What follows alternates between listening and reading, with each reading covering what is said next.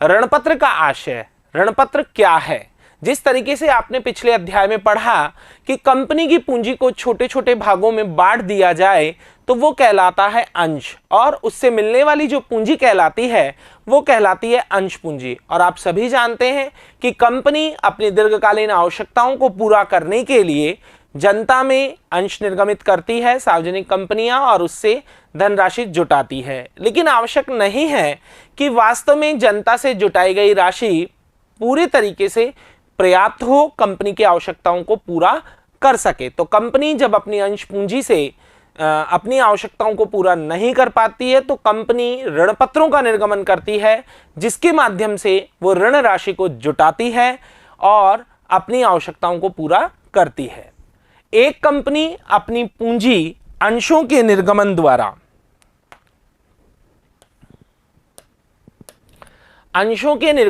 जुटाती है, जैसा कि हम पिछले अध्याय में पढ़ चुके हैं।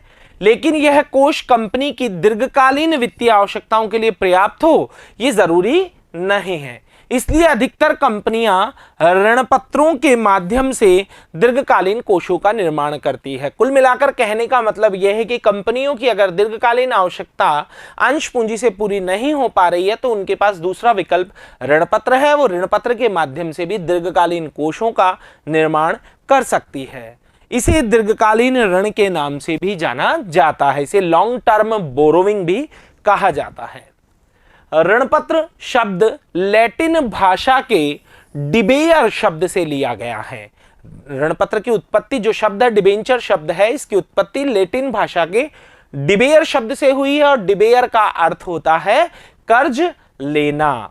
ऋणपत्र एक लिखित विपत्र है जो कंपनी की सार्वमुद्रा के अंतर्गत जारी किया जाता है तथा कंपनी द्वारा लिए गए ऋण का प्रमाण है। ये आपको स्पष्ट कर रहा है ऋणपत्र का क्या अर्थ है। ऋणपत्र एक लिखित प्रपत्र है जिस पर कंपनी की सार्वमुद्रा लगी हुई होती है और साथ ही साथ ये इस बात का प्रमाण होता है, जो इसका धारक है वो धारक जो है इस बात को प्रमाणित करता है इस विलेख के माध्यम से, इस प्रपत्र के माध्यम से कि कंपनी ने उससे उक्त राशि का जितनी उसमें उल्लेखित है ऋण लिया है। तो एक तरीके से कंपनी द्वारा लिए गए ऋण का ये प्रमाण है। कंपनी जनता से ऋण लेकर एक तरीके से और उन्हें प्रमाण के रूप में क्या देती है, ऋणपत्र देती है।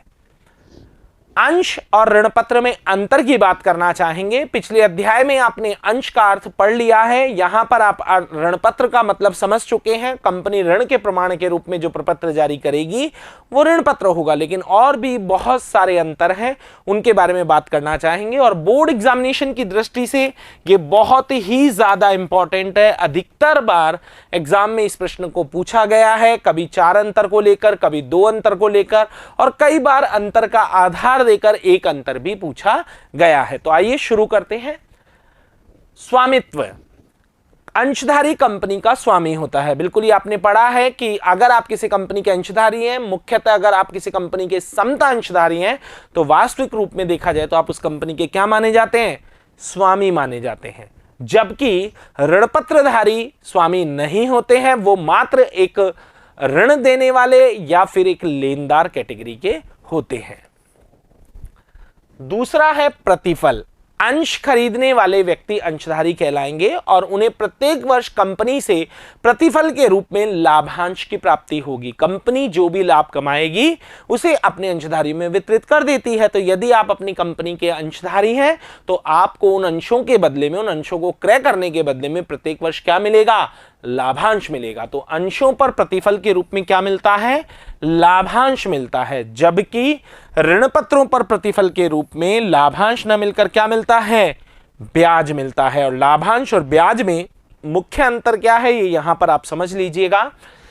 लाभांश केवल तभी दिया जाएगा जब कंपनी लाभ में होगी, हानि की दशा में लाभांश नहीं दिया जाएगा।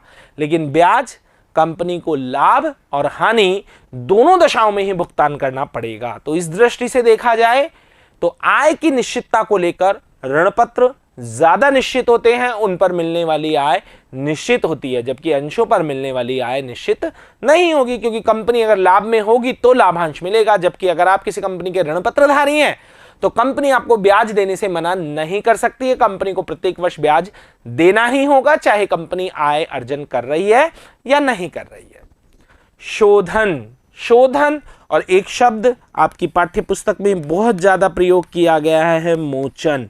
इन दोनों का मतलब ही एक ही है। इंग्लिश में इसे कहा जाएगा रिडम्पशन, और इसका अर्थ क्या है? रिडम्पशन, मोचन और शोधन का मतलब है कंपनी ने, जब कंपनी को जरूरत थी तो कंपनी ने अंशों को या ऋण पत्रों को जारी किया, उसे तो कहा निर्गमन। और जब कंपनी की आवश्यकताएं पूरी हो गई और कंपनी के पास पर्याप्त मात्रा में कोष उपलब्ध हो गए तो कंपनी ने ऋण पत्रधारियों को उनकी राशि वापस लौटा दी। तो ऋण पत्रधारियों को उनकी ऋण राशि वापस चुका देना ही क्या है? शोधन या मोचन है।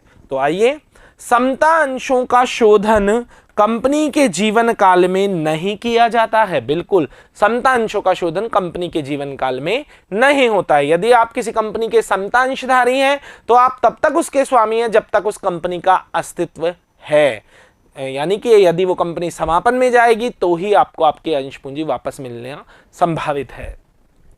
ऋण पत्र एक निश्चित अवधि के लिए जारी किए जाते हैं, तत्पश्चात इनका शोधन कर दिया जाता है, इनका मोचन कर दिया जाता है, यानी कि इन्हें इनकी राशि वापस लौटा दी जाती है। मतदान का अधिकार, तो स्वामी जो होंगे उन्हें मतदान का अधिकार है, तो अंशधारियों को, मुख्य तौर पर समता अंशधारियों को मतदान का अधिकार होता है। कंपनी में किसी भी प्रकार के जो निर्णय लेने हैं वो मतदान के आधार पर अंशधारियों द्वारा लिए जाते हैं, जबकि ऋण पत्रधारियों को कंपनी के निर्णयों में मतदान का अधिकार नहीं होता है। सुरक्षा, अंश किसी भी तरीके से सुरक्षित नहीं है। क्यों नहीं है? क्योंकि यदि कंपनी समापन में जाती है तो पहले सभी दायित्वों को चुकाने के बाद, यहां तक कि ऋण पत्रों को भी चुकाने के बाद ही अंशधारियों को पैसा दिया जाता है। इस प्रकार से अंश बाकी प्रतिभूतियों या बाकी ऋणों की तुलना में सुरक्षित नहीं है, जबकि ऋण पत्र सुरक्षित होते हैं क्योंकि सामान्यतः इन्हें कंपनियों की संपत्तियों पर प्रभार होता है। अब आप कहेंगे प्रभार क्या होता है? कल को यदि कंपनी हानि में चली जाती है, कंपनी का समापन हो जाता है, तो इन्हें आंतरिक रूप से यह अधिकार है कि कंपनियों की संपत्तियों के विक्रय से जो राशि प्राप्त होगी उससे इन्हें इनका भुगतान मिल जाएगा अंशधारियों से पहले। परिवर्तन, जैसा कि नाम से स्पष्ट हो रहा है, अंशों को ऋण पत्रों में परिवर्तन नहीं कर सकते हैं। यानी आप किसी कंपनी के समतांश रखते हैं तो कंपनी आपसे आपके समतांश लेकर और उसके बदले में आपको ऋण पत्र नहीं दे सकती। लेकिन यदि आप किसी कंपनी के ऋण पत्रधारी हैं तो आपसे आपके ऋण पत्र वापस लेकर कंपनी आपको समतांशों में परिवर्तित कर सकती है। तो अंश को ऋण पत्र में परिवर्तित नहीं किया जा सकता, जबकि ऋण पत्र को निर्धारित नियमों के तहत परिवर्तित किया जा सकता है। इंपॉर्टेंट, हरण एवं पुनः निर्गमन, इस पर विशेष तौर पे ध्यान दीजिएगा। आपने पिछले अध्याय में पढ़ा कि यदि कोई अंशधारी अपनी किस्तों का भुगतान समय पर नहीं कर रहा है तो कंपनी द्वारा उसके अंशों का हरण कर लिया जाता है और फिर किसी और को उन अंशों को वापस से बेच दिया जाता है, जिसे आपने कहा पुनः निर्गमन। तो अंशों का हरण भी किया जा सकता है और हरण करने के बाद उनका पुनः निर्गमन भी किया जा सकता है, ऐसा आपने पिछले अध्याय में देखा है। लेकिन वास्तविक रूप में यदि ऋण पत्रों के साथ ऐसी स्थिति आती है तो ऋण पत्रों का हरण नहीं किया जा सकता। यदि इनकी बकाया मांग है तो इनकी बकाया मांग पर इन्हें ब्याज नहीं देंगे, लेकिन कंपनी ऋण पत्रों का हरण नहीं कर सकती। और अगर ऋण पत्रों का हरण नहीं किया जा सकता तो पुनः निर्गमन का तो प्रश्न ही नहीं उठता है। तो अंशों का हरण एवं पुनः निर्गमन किया जा सकता है, ऋण पत्रों का हरण नहीं होता, अतः पुनः निर्गमन भी नहीं होता।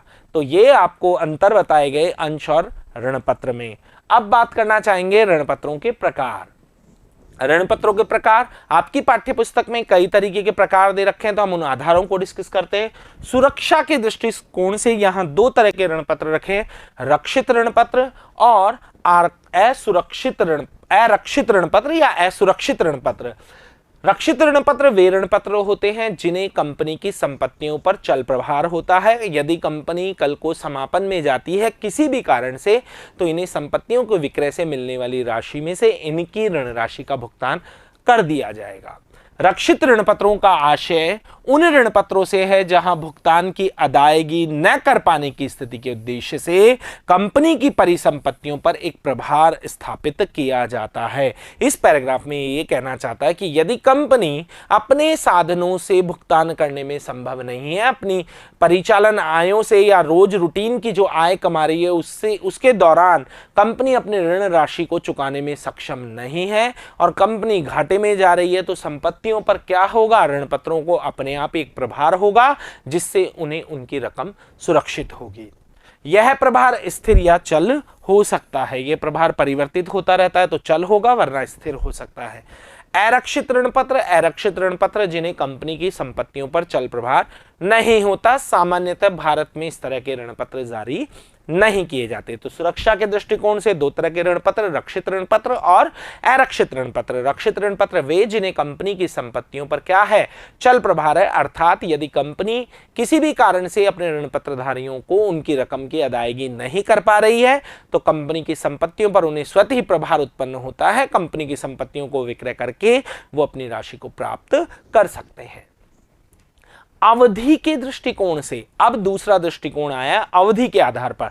तो नाम से स्पष्ट है, मोचनीय और अमोचनीय, यानी शोधनीय और अशोधनीय। तो ऐसे ऋण पत्र जिन्हें जारी करते समय आप उनके शोधन की अवधि तय कर देंगे कि ठीक है इनका शोधन 5 साल या आने वाले 10 साल में किया जाएगा, तो वो मोचनीय ऋण पत्र होंगे।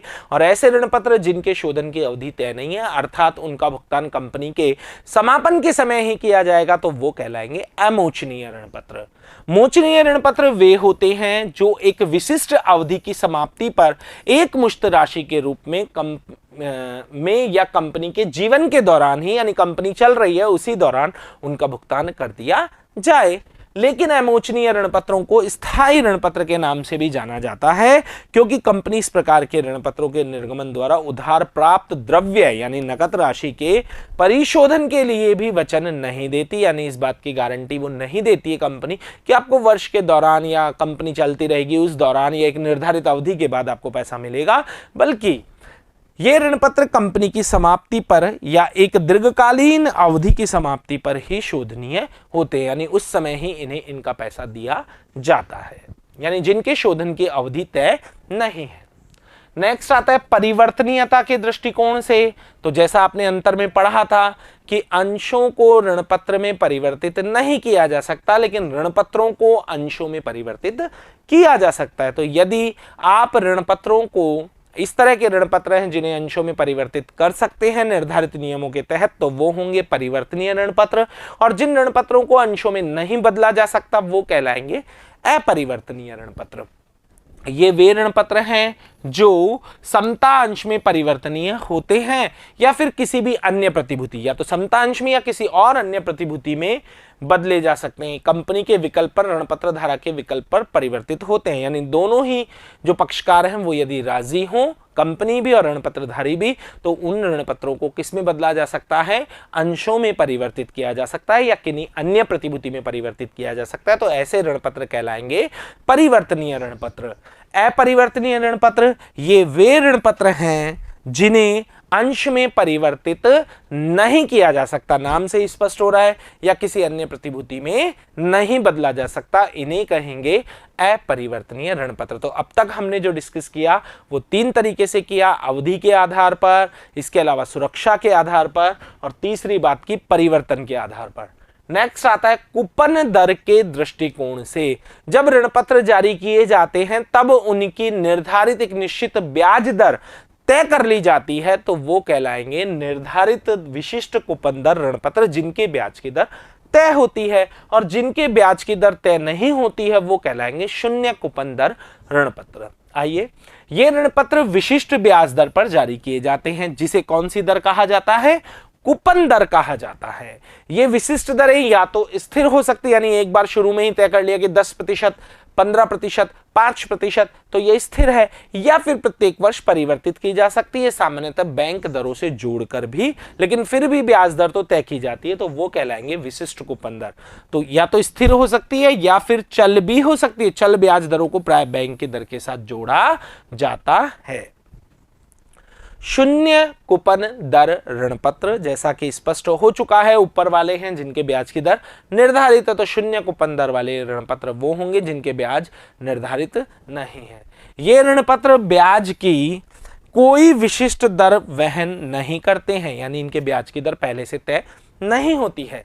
निवेशकों की क्षतिपूर्ति करने की दृष्टि से इस प्रकार के ऋण पत्र पर्याप्त बट्टे के साथ जारी किए जाते हैं। कहने का मतलब यह है कि इस तरह के ऋण पत्र शुरू में ही बहुत कम मूल्य पर जारी किए जाते हैं। 100 रुपए का ऋण पत्र 70 रुपए में, 80 रुपए में या 55 रुपए में, 50 रुपए में जारी किया जाता है और शोधन के समय अंकित मूल्य चुका दिया जाता है। तो जो निर्गमन मूल्य है और जो शोधन के समय चुकाया गया मूल्य, उसका अंतर जो है वो ही इसका प्रतिफल यानी कि ब्याज समझा जाता है।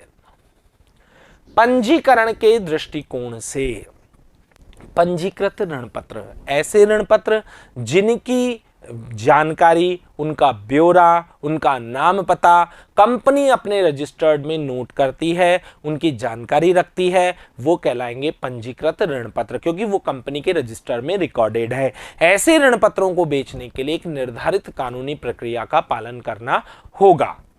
पंजीकृत ऋण पत्र वे ऋण पत्र हैं जिन्हें कंपनी द्वारा रखे गए एक रजिस्टर में नाम, पता, ऋण पत्र धारकता की विशिष्टताओं के सभी विवरणों सहित प्रविष्ट किया जाता है, यानी उसमें लिखा जाता है। ऐसे ऋण पत्रों का हस्तांतरण केवल एक नियमित हस्तांतरण विलेख के कार्यान्वयन द्वारा ही होता है। यानी अगर आप इन्हें बेचना चाहते हैं, यदि आप किसी कंपनी के पंजीकृत ऋणदाता हैं, पंजीकृत ऋण पत्रों को रखते हैं और आप उन्हें बेचना चाहते हैं, तो आपको एक निर्धारित प्रक्रिया के तहत इन्हें बेचना होगा और एक बेचने का एक विलेख, एक डीड बनानी होगी। उसके आधार पर ही आप इनका विक्रय कर पाएंगे।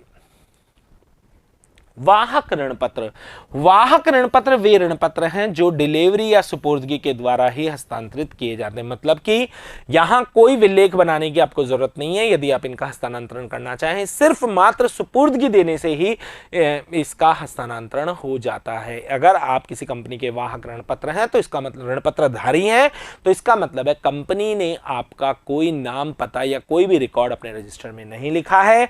वो ऋण पत्र के धारक को, धारक से मतलब जिसके पास ऋण पत्र है, जिसके हाथ में वो ऋण पत्र है, वो ही ऋण पत्रधारी मानती है। तो ऐसे ऋण पत्रों के लिए कोई भी कानूनी विलेख या कोई भी प्रपत्र बनाने की जरूरत नहीं है। हस्तांतरण के लिए केवल सुपुर्दगी मात्र से ही ऐसे ऋण पत्रों का क्या हो जाता है, हस्तांतरण हो जाता है। और कंपनी ऋण पत्र धारकों का कोई रिकॉर्ड नहीं रखती है। ऋण पत्रों पर ब्याज का भुगतान भी उस व्यक्ति को किया जाएगा जो इस प्रकार के ऋण पत्रों में संलग्न ब्याज कूपन को प्रस्तुत करता है। यानी ऋण पत्र के साथ जो ब्याज कूपन कंपनी ने निर्गमन करते समय ऋण पत्रधारी को दिया था, तो अगर उस ऋण पत्रधारी ने इस ऋण पत्र को बेचा है तो खरीदने वाले व्यक्ति के पास वो कूपन होगा जिसे वो प्रस्तुत करेगा और कंपनी उसे ब्याज दे देगी। यानी कुल मिलाकर मूल क्रेता का होना जरूरी नहीं है। अब बात करना चाहेंगे ऋण पत्रों का निर्गमन। आपने ऋण पत्र का अर्थ समझ लिया और ऋण पत्रों के प्रकारों के बारे में हमने बात कर ली। ऋण पत्रों के निर्गमन की प्रविष्टियां ठीक उसी प्रकार की जाती है जैसे कि अंशों के निर्गमन की जाती है। अगर बात की जाए तो कंपनी जिस तरीके से अंश पूंजी को किश्तों में वसूल करती थी, वैसे ही ऋण पूंजी को भी कंपनी चाहे तो किश्तों में वसूल कर सकती है और कंपनी चाहे तो एक मुश्त वसूल कर सकती है। बिल्कुल वो का वो अकाउंटिंग ट्रीटमेंट है। तो हम यहां पर आपको किश्तों वाली एंट्री समझा रहे हैं। एक कंपनी द्वारा ऋण पत्रों के निर्गमन पर निम्न प्रविष्टि की जाती है। सबसे पहले आवेदन राशि, बिल्कुल वही प्रोसेस है, आवेदन राशि प्राप्त होगी। तो वहां पर आपके द्वारा जो प्रविष्टि की जाती थी वो की जाती थी bank account debit to share application, और यहां पर की जाएगी bank account debit to debenture application. Bank account debit to debenture application, वहां पर शेयर एप्लीकेशन, यहां पर डिबेंचर एप्लीकेशन। डिबेंचर के साथ उसकी परसेंटेज भी निर्धारित जो सवाल में दे रखे वो लगानी होगी। अब ये डिबेंचर एप्लीकेशन आपने क्रेडिट करके खोला है, इसका पैसा आप ट्रांसफर करेंगे। वहां पर आप शेयर एप्लीकेशन का पैसा शेयर कैपिटल में ट्रांसफर करते थे, यहां पर डिबेंचर एप्लीकेशन का पैसा आप डिबेंचर अकाउंट में ट्रांसफर करेंगे, जिसकी एंट्री होगी debenture application account debit to debenture. ये दोनों प्रविष्टियां आवेदन राशि की है। बंटन राशि को देय करेंगे, वहां आप एंट्री करते थे share allotment account debit to share capital, यहां आप एंट्री करेंगे debenture allotment account debit to debenture. फिर बंटन राशि को प्राप्त करेंगे जिसकी एंट्री होगी bank account debit to debenture allotment. जैसा कि वहां करते थे bank account debit to share allotment, तो यहां करना है bank account debit to debenture allotment. इसके बाद में प्रथम मांग देय करेंगे, प्रथम मांग को देय करने की वहां एंट्री आप करते थे share first call account debit to share capital, यहां करेंगे debenture first call account debit to debenture. प्रथम मांग की राशि प्राप्त करने की bank account debit to debenture first call. अंतिम मांग राशि को देय करने पर debenture final call account debit to debenture, और फिर प्राप्त करने पर bank account debit to debenture final call. तो कुल मिलाकर इन 8 प्रविष्टियों को देखने पर आपको समझ में आ गया होगा कि ऋण पत्रों के निर्गमन की ठीक उसी प्रकार की प्रविष्टियां हैं जिस तरह की अंशों के निर्गमन की प्रविष्टियां की जाती हैं। अब यहां अगर बात की जाए तो अगर पैसा एक ही किश्त में हो तो क्या होगा वो भी समझ लीजिए। उस सिचुएशन में 2 प्रविष्टियां की जाएंगी, bank account debit to debenture application and allotment साथ में जोड़ दिया जाएगा, और debenture application and allotment account debit to debenture. ऋण पत्रों के निर्गमन की सामान्य जर्नल प्रविष्टियों को डिस्कस करने के बाद अब बात करते हैं आपकी पाठ्य पुस्तक के उदाहरण संख्या 1 की।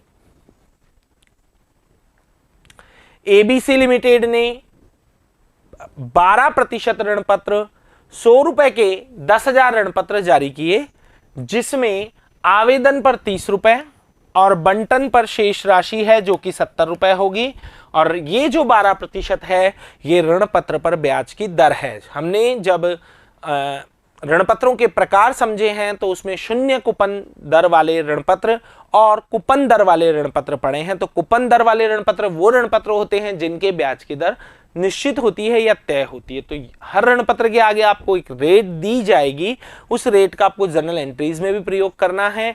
इस रेट का मतलब होता है इन्हें प्रतिवर्ष 100 रुपए पर 12% की दर से ब्याज दिया जाएगा। अब यहां अगर हम बात करें तो 10,000 ऋण पत्र जारी किए हैं, 30 रुपए आवेदन पर और 70 रुपए बंटन पर वसूल करने हैं। जनता ने 9,000 ऋण पत्र के लिए आवेदन किया है, 9,000 ऋण पत्रों के लिए आवेदन किया है, जबकि कंपनी ने प्रस्तावित कितने ऋण पत्र किए हैं? 10,000। पिछले अध्याय में आपने अधिकतर देखा होगा कि कंपनी प्रस्तावित कर रही थी कम और जनता द्वारा आवेदित किए जा रहे थे अंश ज्यादा, वो स्थिति कहलाती है अधिअभिधान। लेकिन यहां पर कंपनी ने ऋण पत्र प्रस्तावित किए हैं 10,000 और जनता ने आवेदित किए हैं 9,000, यह स्थिति कहलाती है न्यून अभिधान। और न्यून अभिधान में सभी प्रविष्टियां उतने अंश या ऋण पत्रों से की जाएगी जितने अंश या ऋण पत्र जनता ने आवेदित किए हैं। मेरे कहने का मतलब है यहां पर सभी प्रविष्टियां चाहे आवेदन की, चाहे बंटन की या प्रथम मांग अंतिम मांग की 9,000 ऋण पत्रों से होगी। न्यून अभिधान के बहुत कम सवाल आपके आए हैं, तो इस बात का आप ध्यान रखें कि 9,000 ऋण पत्रों से ही यहां पर सभी प्रविष्टियां होगी, पहली से लेकर एंड तक। और उपयुक्त अपेक्षित राशि प्राप्त की गई। एबीसी लिमिटेड की पुस्तक आपको रोजनामचा प्रविष्टियां करनी है, 2 किश्तें हैं, एप्लीकेशन है और बंटन है, आवेदन और आवंटन है। तो यहां पर 4 एंट्रीज आपको करनी है, 2 एप्लीकेशन की और 2 बंटन की। जर्नल प्रविष्टियों के बाद आपको तुलन पत्र तैयार करना है। तुलन पत्र के लिए मैं आपको बता दूं, चिट्ठी में दायित्व इक्विटी एंड लायबिलिटीज जो हेडिंग है उसमें मेन 3 हेडिंग मेन है, एक है शेयर होल्डर फंड, एक है नॉन करंट लायबिलिटी और एक है करंट लायबिलिटी। इसी तरीके से असेट साइड में मेन 2 हेडिंग है, एक है नॉन करंट असेट्स और एक है करंट असेट्स। तुलन पत्र हम पूरा तो नहीं बना पाएंगे, लेकिन जो मदें हमें दी गई हैं उनके अकॉर्डिंग बनाएंगे।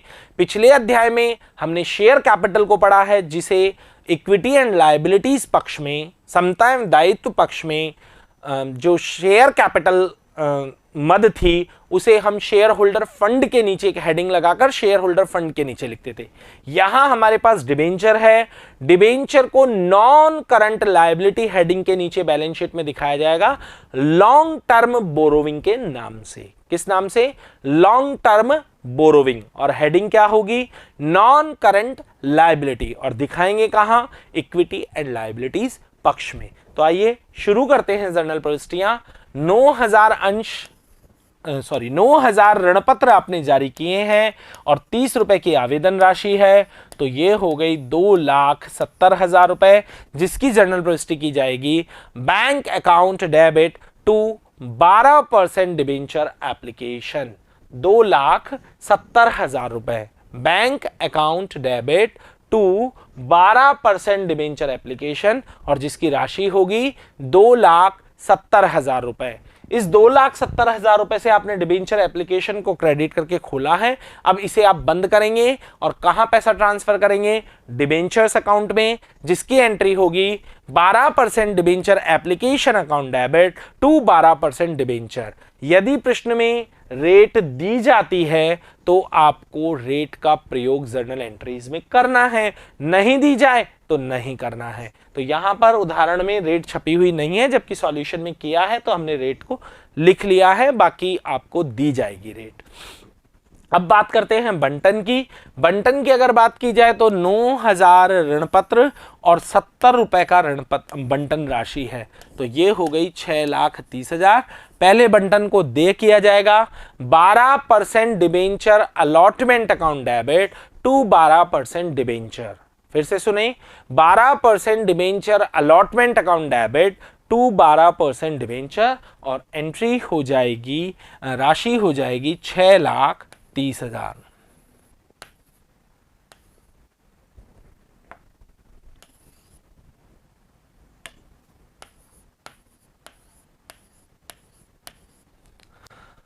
संपूर्ण रकम को प्राप्त करेंगे। प्राप्त करने की एंट्री क्या होगी? Bank account debit to 12% debenture allotment 6,30,000।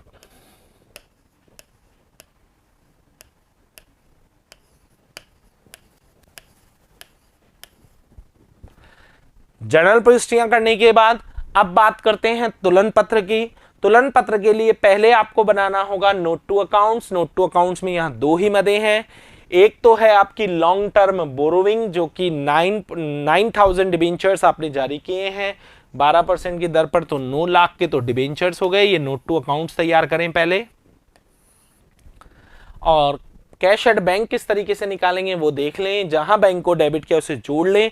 Credit यहां किया नहीं है, तो 2,70,000 से एक डेबिट किया है और 6,30,000 से एक डेबिट किया। ऐसे जोड़ने के बाद बैंक का बैलेंस आता है 9 लाख रुपए। ये आप नोट टू अकाउंट्स में लिख दें। ये तो बात हो गई नोट टू अकाउंट्स की। अब बैलेंस शीट इस तरीके से बनानी है आपको। एबीसी लिमिटेड कंपनी का नाम, बैलेंस शीट एज एट, अगर दिनांक दी हुई है तो डाल दें, वरना डॉट लगाकर छोड़ दें। इक्विटी एंड लायबिलिटीज, ये लायबिलिटीज पक्ष हो गया। अब तक हम लगाते थे शेयर होल्डर फंड, क्योंकि पिछले चैप्टर में हम शेयर कैपिटल और रिजर्व एंड सरप्लस को दिखाते थे। अब हमें दिखाना है डिबेंचर्स को। डिबेंचर्स को किस हेडिंग के नीचे दिखाया जाता है? नॉन करंट लायबिलिटीज हेडिंग के नीचे दिखाया जाता है। तो यहां लिखेंगे नॉन करंट लायबिलिटी और लॉन्ग टर्म बोरोविंग, जिसकी राशि है 9 लाख। और नोट टू अकाउंट्स में आपने इसे 1 नंबर पर तैयार किया है। इसके बाद में असेट साइड में बात की जाए, यहां टोटल लगा दें इसका 9 लाख। अगर संपत्ति पक्ष की और बात की जाए तो कैश एंड कैश इक्विवेलेंट भी 9 लाख है, और इसका भी योग लगा दीजिएगा 9 लाख। इस तरीके से आपको इन मदों को दिखाना है, और यहां पर 2 नंबर डाल दें, क्योंकि नोट टू अकाउंट्स में आपने 2 नंबर पर कैश एंड कैश इक्विवेलेंट को तैयार किया है। इसी के साथ आज की ऋणपत्रों के निर्गमन की सामान्य जानकारी